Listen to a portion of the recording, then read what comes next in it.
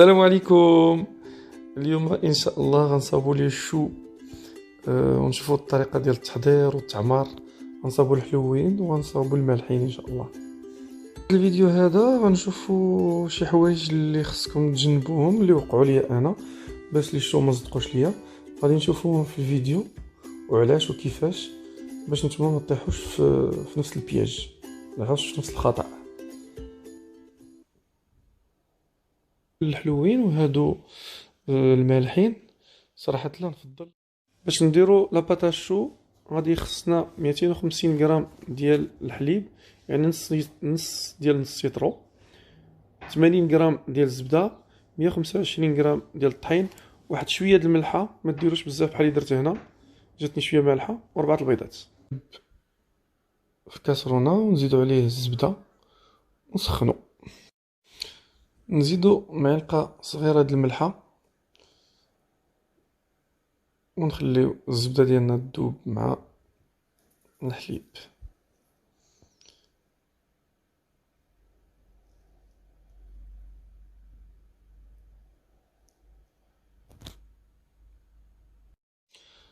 الزبده ديالي دابت كما تتشوفوا، غير الزبده تذوب وتنشوفوا الخليط ولا داير بحال هكذا، غنطفيو البوط عليه.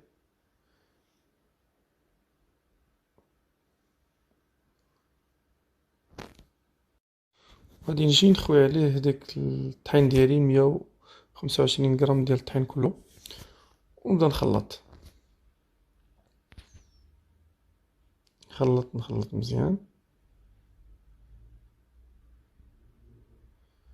حتى يتخلط الخليط كله بحال ما هكذا، غيبدا يتجمع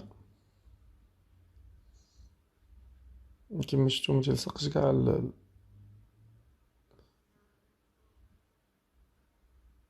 الكميله. نخلطو مزيان ومن بعد غنرد نشعل العافيه عليه باش نشفو مزيان، تحيد منه داك الماء اللي بقى فيه. كاين ناس تيديروه بالحليب والماء، كاين تيديروه غير بالماء، حق بالحليب بوحدو تيجي بنين، تيعطي بزاف احسن اللذة احسن.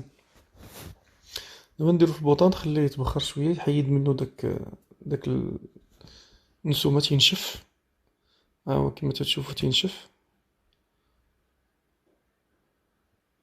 من بعد احسن حاجه هاد العجينه هادي ديروها في شي اناء واحد اخر، ما تخليوهاش في هذه الحقه السخونه. ومن بعد تدير بالبيضه. نحط البيضه الاولى ونخلط مزيان. علاش قلت لكم ديروه في اناء واحد اخر؟ لحقاش الجميل هاد البلاصه تكون سخونه، ومن تلوح البيض يقدر دغيا يطيب. الاحسن تحطو في بلا واحده اخرى وتلوح بالبيضه وتخلط.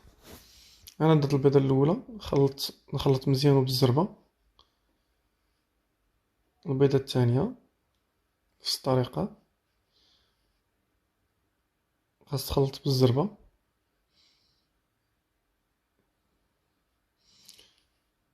هاد التخليطه بحال هكا تتعيي في الاول، ها انت تخلط بحال هكا باش البيضه تدخل مزيان، وملي تدخل مزيان عاوتاني تزيد البيضه الثالثه وتزيد البيضه الرابعه، ونزيد البيضه الرابعه عاوتاني، ونخلط عاوتاني مزيان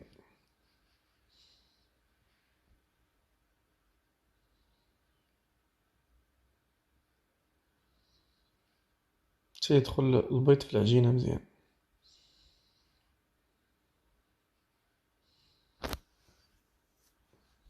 وهلا بات ندير له شو، ها هي وجدات.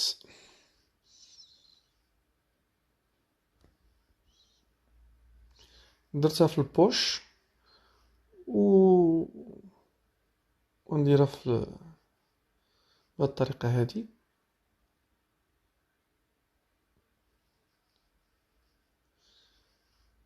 انا عندي هاد التشكيله درتها في الطاوه. من بعد باش نهرس دوك الرويسات اللي خارجين، تندير معلقه وندير فيها شويه الماء، ونقيس هذاك الرويس ديالهم باش من يتنفخوا مزيانين. ولا تقدر ديرها بصبعك، دير شويه في الماء في صبعك وتقيس الراس ديال لي شو. تهرس داك الرويس الفوقاني.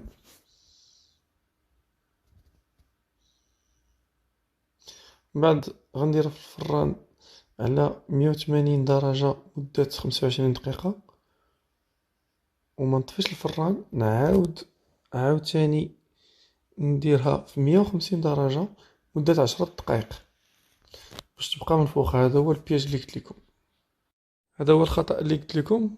كانوا منفوخين وتفشوا. الخطأ هو انهم ما تيطيبوش في مرحلة واحدة، خصهم ضروري يطيبوا في جوج المراحل. الفران خصو يكون سخون، ومن بعد تنهبطوا درجة الحرارة ديالو باش يطيبوا مزيان، يبقاو منفوخين. يجيو منفوخين وزوينين. خصك دير الفران على 180 درجة مدة 25 دقيقة، وقبل ما تسالي تهبطوا ل 150 مدة 10 دقائق. هذا لا كان الفران فونتيلي. الا كان الفران ماشي فونتيلي تديرهم يطيبوا مدة 10 دقائق، من بعد تحل الباب يتفوهوا وتسد عليهم وتكمل طياب. دابا غنديروا العمارة ديالنا الحلوة اللي غنديروها في لي شو. المقادير اللي غنحتاجوها هي 2 معلقات ديال السكر ديال سنيده، 3 الصفر ديال البيض، نص ديال نص سيترو، يعني 250 غرام ديال الحليب، و 30 غرام ديال النشا، النشا فيكولون، و 125 غرام ديال الزبده، و جوج ساشيات د الفاني. غادي ناخد الحليب نزيد عليه ساشيه د الفاني، معلقه ديال السكر، ونديرو يطيب حتى يغلى مزيان. ناخد طاسة ندير فيها 3 صفر د البيض، معلقة سنيدة، خنيشة ديال السكر فاني، النشا، ونخلط داكشي مزيان. غادي نديرها في نفس الوقت، يعني الحليب تيطيب وفي نفس الوقت جالس نخلط. من غيتخلط مزيان غادي ناخد الحليب ديالي اللي غلا ونخوي عليه بشويه بشويه، وفي نفس الوقت نبقى نخلط كما غتشوفوا في الفيديو. انا تنخلط الخليط ديالي. ها الحليب تقريبا وجد، سخن قبل ما يبدا يغلى، ونخوي بشويه بشويه، نخلطو مزيان، ومن بعد ردو الكاسرونه وردو يطيب. وفي نفس الوقت نبقى نحرك حتى تيطلع، حتى تيعقد كما تنقولوا. كما غتشوفوا نبقى نحرك فيه في نفس الوقت تيطيب. ها هو بدا تيعقد، ها هو دابا واجد. غنلوح عليه الزبده ونخلطو مزيان، وغندير عليه واحد بابي سلوفان لاصق عليه، ونديرو في الثلاجه يرتاح باش يبرد شويه. غادي ناخد الشو ديالي ونحاول نتقبهم من اللور بهاد الطريقه هادي، وغنجيب ديك العماره الحلوه اللي صاوبت غنديرها في بوش، وغنجي نعمرها من اللور حتى نحس بها تتنفخ ليا في يديا.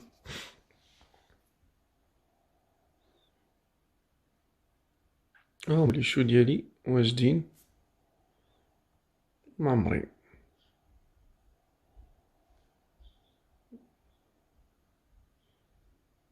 تيجيو زوينين وبنينين. هيا قطعت وحده باش تشوفوا كي دايره من الداخل.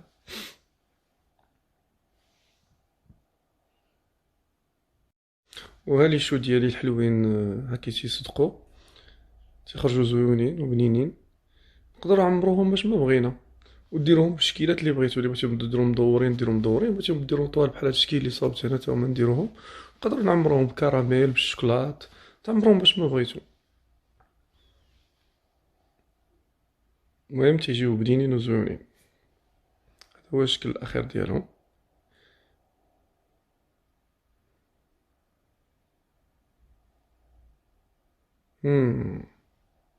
ترو بون، غزال، بالصحة والراحة. غندوزو دابا للمالح. دابا غندوزو للمالح. لاباطا شو راكم شفتوها كيفاش تتخلط بالنسبه للمالح ولا الحلو بحال بحال. غنوريكم دابا غير كيفاش نديرو باش غنديرو هاد الكروكون اللي غنديروه فوق من لاباطا شو. باش نديرو داك الكروكون فوق الشو غير خصنا 80 غرام ديال الفرماج محكوك، يا اما الصفر يا اما الابيض، 60 غرام ديال الطحين، 60 غرام ديال الزبده. غادي ناخدو الزبده نزيدو عليها الفرماج ونخلطوه مزيان. ندخل داك الفرماج في الزبده نخلطوه مزيان بحال هاد الطريقه هادي، ومن بعد غنزيدو عليه الطحين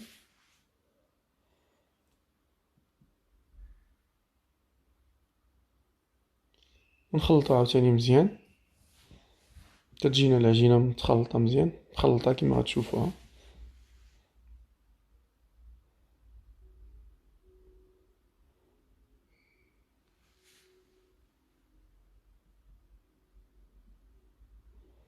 خلطوها مزيان، ها هي وجدات العجينه. غادي ناخدو بابي كويسون، جوج ورقات نحطو وحده على الاخرى بحال الطريقه هادي، ونقادوها بحال ما هكذا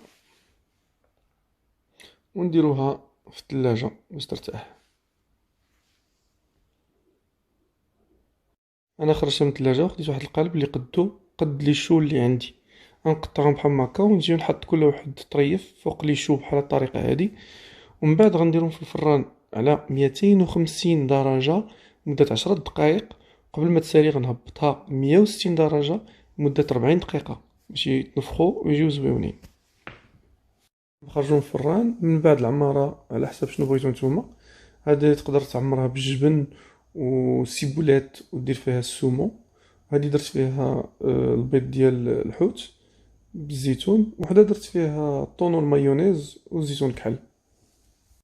ما نكذبش عليكم صراحه الله الملح جا زويون بزاف على الحلو، حيت فيه داك الكروكون جا زويون. وبالعماره اللي بغيتو ديروا فيها تديروا فيها، خلي لكم نتوما الشوا، نتوما اللي تختاروا شنو تعمروا فيها، تيجيو زويونين وغزالين. بصحه وراحه.